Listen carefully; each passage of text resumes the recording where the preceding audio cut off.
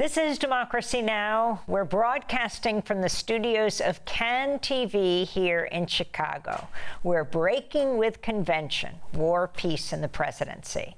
I'm Amy Goodman here with Juan Gonzalez. Again, we're broadcasting together in the same room for the first time in 4.5 years after the pandemic, and then Juan moved here to Chicago. It's great to be with you, Juan. Great to be with you, Amy, and welcome to all of our listeners and viewers across the country and around the world. The Democratic National Convention opens today here in Chicago, where Vice President Kamala Harris will be accepting the Democratic nomination on Thursday. While the delegates gather in the United Center for the convention, thousands of protesters are converging on Chicago to make their voices heard. Over the course of the week, there are at least 6 major protests planned. The demonstrations kicked off on Sunday on the eve of the convention with the March for Bodies Outside Unjust Laws, which was organized by a coalition of several different activist groups to demand action on reproductive rights, LGBTQ rights, and on an end to the war on Gaza. Democracy Now! Is on the streets to cover the demonstration. These are some of the voices of the protesters.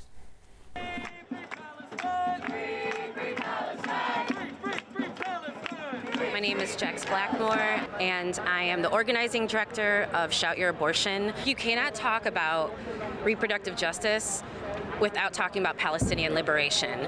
We are talking about body autonomy. We are talking about the freedom to control what happens to our bodies, our families, our futures, our ability to move between places. This is not something that's exclusively granted just to the American voter. This is something that we protect and stand in solidarity with people around the world and around the globe.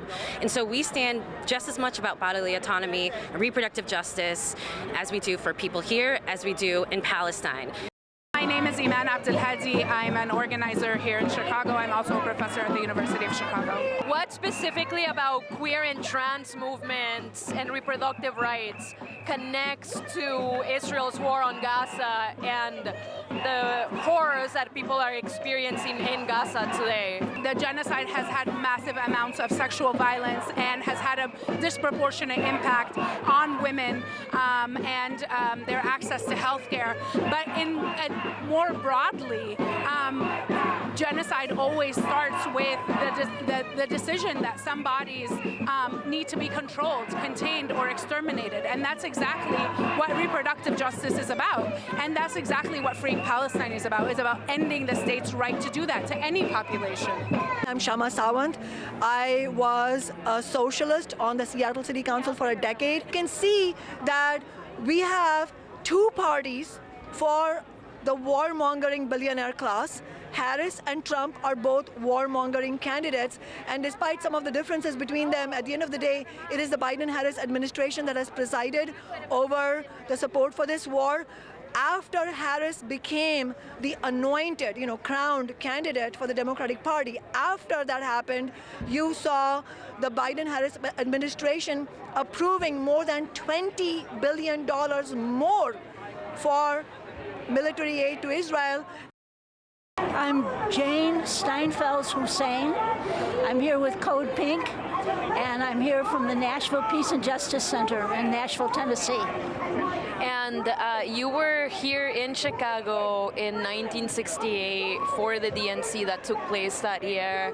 It was accurately described as a police riot, and I was a witness to it. I was a street medic. I was newly graduated from the University of Chicago and hugely pregnant.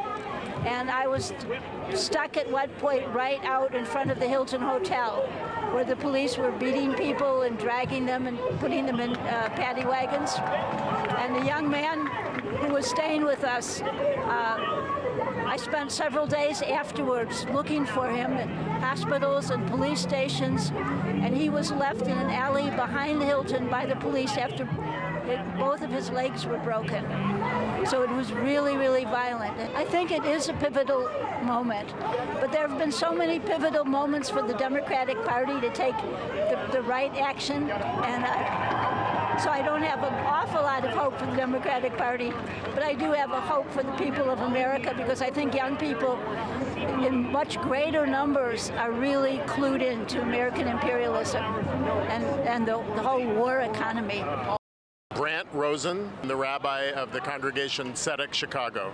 And what do you say to people who are calling for, arms embargo, who are calling for these simple demands of ceasefire, who are pro-Palestinian as being anti-Semitic? It's just astonishing to hear people say stop war is somehow anti-Semitic. I mean, on a very basic level, as a rabbi, my spiritual tradition is demands that we pursue peace and we pursue justice. The claim that it's somehow anti-Semitic is it's absurd on its face, and it shows the desperation of those who stand with Israel unconditionally. It shows the patent immorality of that position.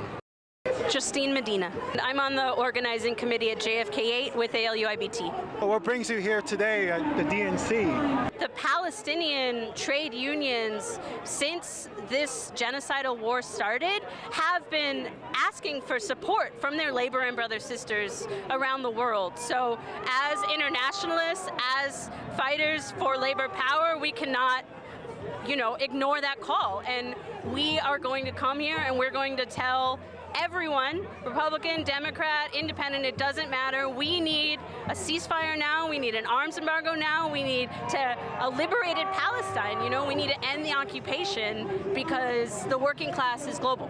The possibility of Trump 2.0 is only a reality because of the many betrayals by the Biden-Harris administration. Biden and Harris, both as president and as vice president, and the Democratic Party as a whole, they broke their promise for a $15 an hour minimum wage. They blocked the railroad worker strike, which is possibly one of the most anti-worker, anti-union actions that can be taken by politicians. And so, in other words, both the Democratic and Republican parties are anti-worker, and they are both pro-war. I want people to know that there is a strong movement within the Democratic Party, certainly with the uncommitted movement, but not only. Inside the halls of the convention and out here in the streets, that there is a strong constituency that is demanding a fair and humane and a just foreign policy, and in particular an end to this genocide. And people often say that, well, this is just focusing on one issue. In a time of genocide, genocide is the only issue. If the Democrats want us to get out the vote for them, they need to actually earn our votes by giving us a meaningful change on Gaza. They have not done that. We are not going to do the work for them of getting Kamala Harris elected if they cannot stop the most basic thing, which is the slaughter of our people abroad with our money. So for Palestinian Americans, this is a fundamental issue, and we have spent 10 months watching our people die every day. To ask us to simply come out and just wait and hope that some change will happen before the election, it's just offensive, and it's completely insensitive to where we are as a community. Some of the voices from the first protests leading up to the Democratic National Convention here in Chicago beginning today, that protest yesterday. Special thanks to Democracy Now! Producer Sam Alcoff, Messiah Rhodes, and Maria Terracena.